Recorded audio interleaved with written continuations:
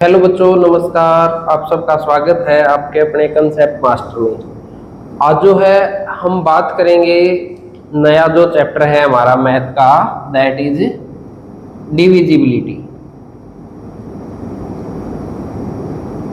Divisibility का मतलब होता है विभाज्यता। बहुत सारे बच्चों को ऐसी प्रॉब्लम आती है कि कौन सी संख्या किस नंबर से भाग होगी।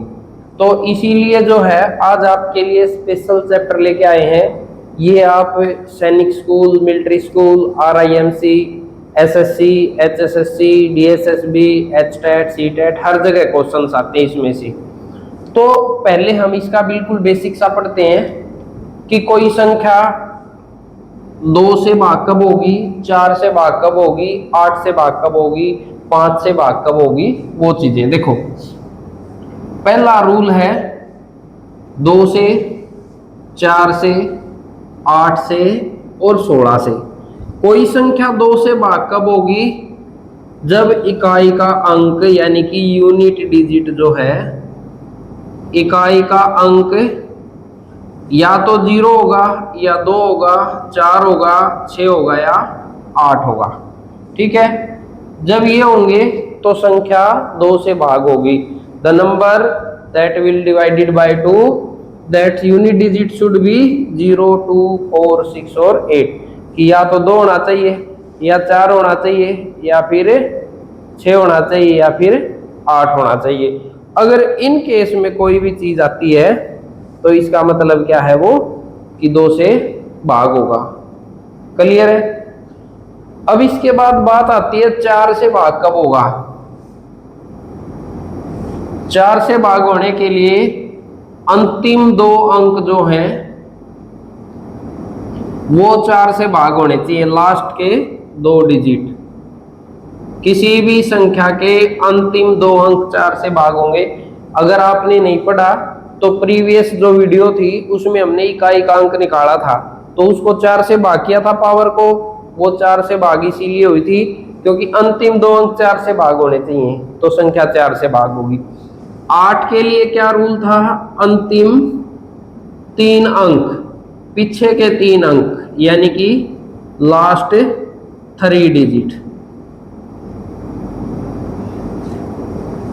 अंतिम 3 अंक जो है वो भाग होने चाहिए, तो संख्या जो है 8 से भाग हो जाएगी। क्लियर है। 16 के लिए अंतिम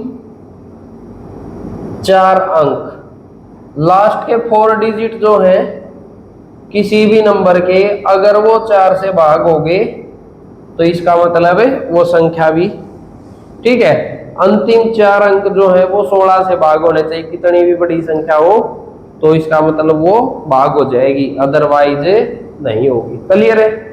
इसके बाद देखो फिर आया मेरे पास दूसरी चीज, 5 से, 25 से, 125 से, ये संख्या कब भाग होगी। 5 से इकाई का अंक लास्ट डिजिट जो है यानी कि अंतिम अंक या तो 0 हो या फिर 5 हो। इसमें अंतिम 2 अंक जो हैं वो 25 से भाग होने चाहिए। जैसे या तो पीछे किसी के 25 हो या फिर 75 हो या फिर पीछे 00, तभी तो होगा। तो यानी कि अंतिम 2 अंक जो है वो 25 से अगर भाग होंगे तो इसका मतलब वो संख्या भी 25 से भाग। 125 में क्या होता है, अंतिम 3 अंक जो है यानी कि लास्ट के 3 डिजिट्स वो 125 से भाग होने चाहिए। या तो पीछे 250 या 375 हो या फिर 500 या फिर 625 हो या फिर 750 या फिर 750 से लगा 875 हो या फिर 1000 हो, तो वो संख्याएं भाग होंगी, ध्यान रखना। ठीक है। अब देखो जब 2 से भाग होगी, अब आ गई तीसरा नंबर। 3 से कौन सी संख्या भाग होगी और 9 से कौन सी संख्या भाग होगी। ठीक है। जब कोई संख्या 3 से 9 से भाग होगी, इसका मतलब क्या है, अंकों का जोड़ जो है, अंकों का योग 3 से भाग होना चाहिए भाई। क्लियर है? यानी कि सम ऑफ डिजिट डिविजिबल बाय 3, किन्हीं भी संख्याएं हैं मैं उनको जोड़ दूं, जैसे मान के चलो 9 8 7 5 3 2, ये है। जैसे अगर इनकी संख्या का जोड़ देखो 3 और 4 7, 7 और 5 12, 12 और 7 19, 19 और 9 28 और 8 36, तो ये संख्या 3 से भाग हो जाएगी, क्योंकि जोड़ 36 है, 36 3 से भाग होता है। क्लियर है? तो ऐसी ऐसी चीजें हैं। 9 से सेम अगर कोई संख्या 6 बार रिपीट की गई है, ध्यान रखना, कोई भी संख्या जो 6 बार रिपीट की गई है वो भी 3 से भाग होती है। क्लियर है? दूसरा, पहली तो ये चीज थी। दूसरी, कोई भी संख्या जो 6 12 18 बार लिखी गई हो, अगर कोई संख्या लिखी गई है 6 बार, जैसे 6 1 1 लिख दिया, 6 2 लिख दिए 2, 6 3 बार लिख दिया, ठीक है, 3 ऐसे लिख दिया 6 बार, ये हो गया, तो ये संख्या 3 से भाग हो जाएगी। 7 लिख दिया मैंने ऐसे 6 बार, तो ये संख्या भी 3 से भाग हो जाएगी, ध्यान रखना। तो ऐसी चीजों का रूल जो था वो 3 से भाग होगा। क्लियर है? 9 से संख्या के अंकों का योग, यानी कि सम ऑफ डिजिट, वो 9 से भाग हो भीतर। ठीक है? जब बच्चों 9 से भाग होगी, जोड़ 9 से भाग होगा तो संख्या भी भाग हो जाएगी। क्लियर है? अब देखो 2 आ गया, 4 आ गया, 8 आ गया, 16 आ गया, 5 आ गया, 25 आ गया, 125 आ गया, अब 3 आ गया, 9 आ गया। इसका मतलब बचा कौन हमारे पास? या तो 6 बच गया या फिर 7 बच गया। 2 का आ गया, 3 का, 4 का आ गया, 5 का, 6 का रहता है और 7 का रहता है ना। अब 6 के फैक्टर बनाओ। 6 से कौन संख्या भाग होगी? जो 2 से भी भाग हो जाए और 3 से भी भाग हो जाए। ध्यान देना भी चीज, काम की चीज आएंगी आगे, ये रिवाइज करो, एक बार लिखो। देखिए आगे, जब ये चीजें आ गई, अब बात आती है कि 6 से भाग कब होगी और फिर 7 का। 7 की तो बहुत ही रेयर चीजें आती हैं, कुछ चीजें जो आपको पता ही नहीं होती। स्कूलों में बहुत सारे टीचर्स नहीं बताते बार बार कि कौन सी संख्या 7 से भाग होगी, कौन सी नहीं होगी। पहले आया 6 से भाग। 6 से कौन होगी? जो संख्या 2 और 3 दोनों से भाग हो जाए। जब 2 और 3 दोनों से भाग होगी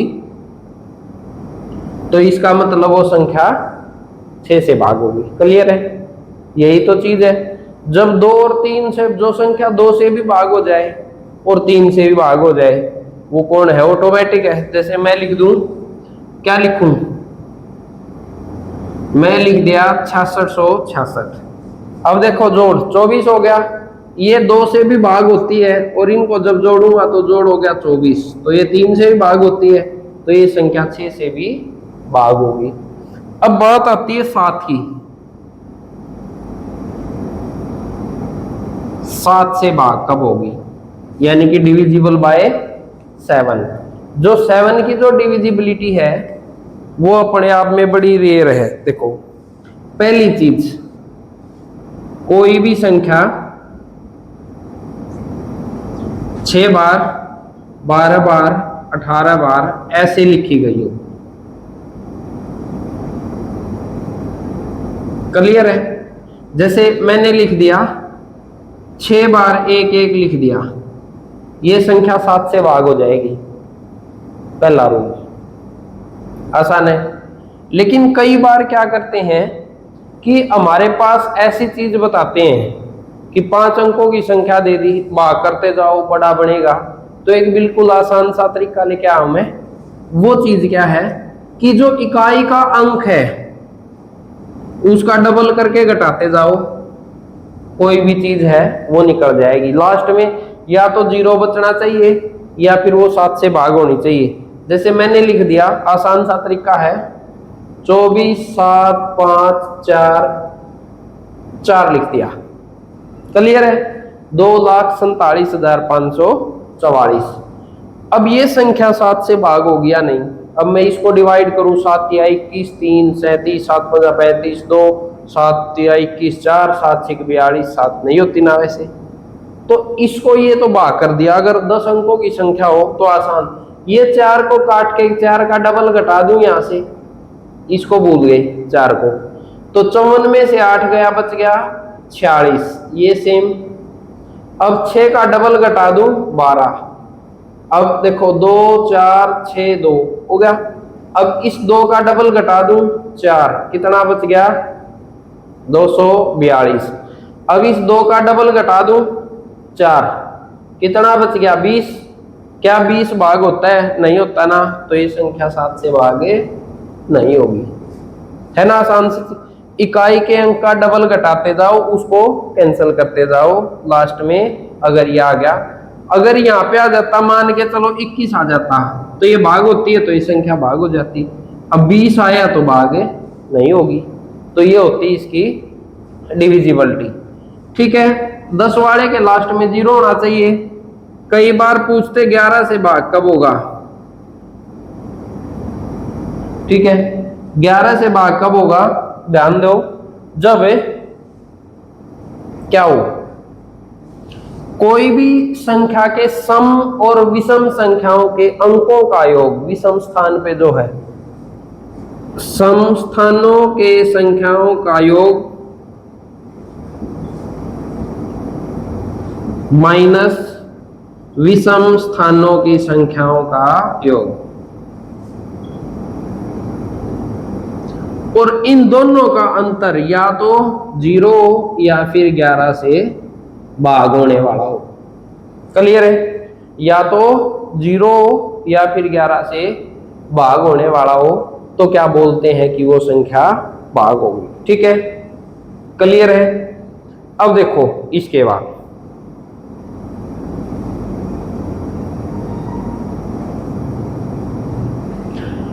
हो गया। अब जो चीज आई इससे अलग, कई बार बच्चे बोलते हैं सर ये तो नॉर्मल सी चीज है, 11 से कोई संख्या कब भाग होगी?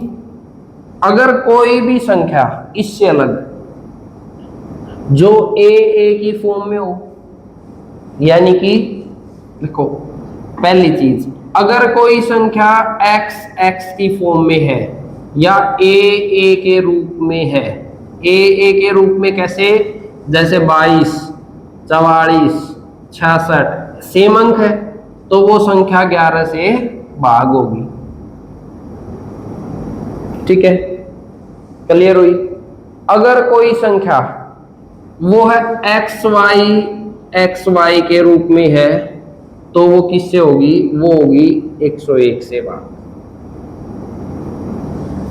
ठीक है, क्लियर हुआ। अगर कोई संख्या जैसे xy0 ये है, इस रूप में है, 2 अंकों की कोई संख्या है, उसके बीच में 0 और फिर वही संख्या है, तो वो 1001 से भाग होती है। क्लियर है। अब 1001 से भाग होने का मतलब क्या है? कई जगह पे ABC इस तरीके से भी देते हैं, यानी कि ये भी और XYZ ऐसे, फिर वही चीज आ गई, सेम आ गई, बात तो वही है। अगर ये चीजें हैं तो इसका मतलब क्या है? ये चीजें फिर XY आ गया। अब ये बार बार चलेगा तो ये भाग होगी इससे। आसान है। ये था डिविजिबिलिटी का पहला टॉपिक, जो हमने नॉर्मल बेसिक सी चीजें पढ़नी है। ठीक है, आज की डिविजिबिलिटी का पहला टॉपिक हो गया। यहां से तो आपको बेसिक नॉलेज होगा। आगे जो टॉपिक आएगा उसमें हम बताएंगे कि आप कैसे कैसे किन संख्याओं